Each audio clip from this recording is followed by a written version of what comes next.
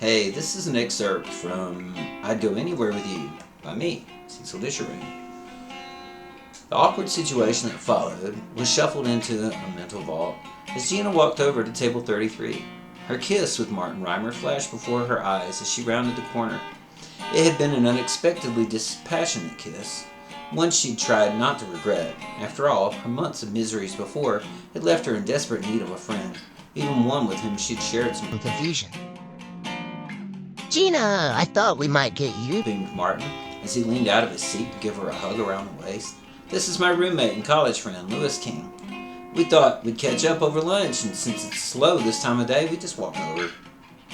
His friend had curly brown hair flowing over his ears from under his black beret and expressive lashes flickering over crystal blue eyes. He was dressed in a denim shirt with a hunter's green fishing-type vest, and his pretty lips spread out into a placid smile as he gave Gina a friendly wave. Can't stay away on your off days, she bantered. I may have some silverware for you to roll. I'd be glad to bissel your section when we go, Martin laughed. Oh, is that what we're calling it these days? Said Lewis, arching an eyebrow humorously. The easy laughter between everyone belied the slight tension Gina still felt with her friend. Only the next day after their kiss had he explained he was getting back together with his fiancée. She pushed this aside to get their drink orders. I think I may have a Heineken, said Lewis, looking up from his thoughtful perusal of the menu. He was always excited by the sheer possibilities. He hadn't been spending much on food of late with his big plans. In fact, this was the subject of his lunch conversation with Martin. Oh, could I see some ID? Gina asked. Taken slightly aback, Lewis grinned and reached into his vest, digging out a guitar pick, a folded slip of paper. The pick she recognized readily. Her father often kept them around. He had played guitar a lot during his days as a reverend. Gina had sang lead in the family's gospel group. The slip turned out to be his temporary driver's license with his old photos stapled to it.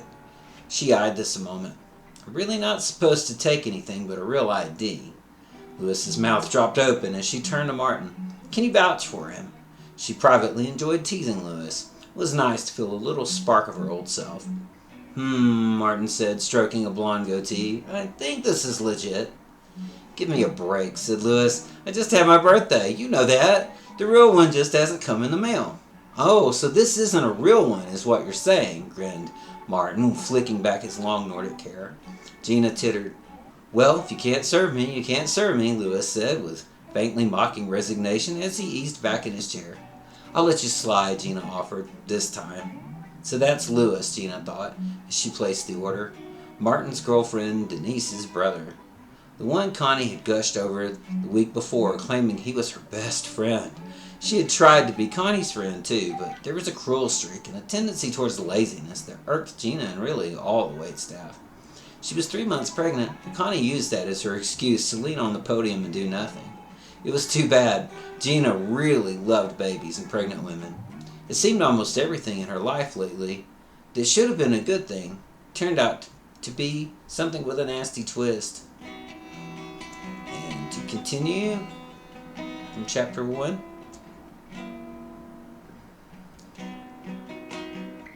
After they were in the parking lot, Connie came back out. It seems I have to go 17 times a day, she declared. Gina thought about telling Connie Lewis had been there. She considered it when Connie first came in. For that matter, Connie had shown her own designs on Martin, until he had neglected to give her the same level of tickling and joking he'd shown Gina. This was behind her helpful advice about Martin's girlfriend, when she had noticed that bit of hope emerging in Gina's eyes. Gina tended to think of everyone's feelings, no matter how sick at heart she felt from the disastrous roller coaster that had emerged with her blossoming love life. This time she followed a slightly vindictive impulse, which she recognized for what it was. So, what, she thought, as she left Connie in the dark about the visitors until they were safely gone. Even a good girl has to get a little of her own back sometimes. It felt foreign to her. But then, she wasn't so sure how good a girl she really was anymore, after all.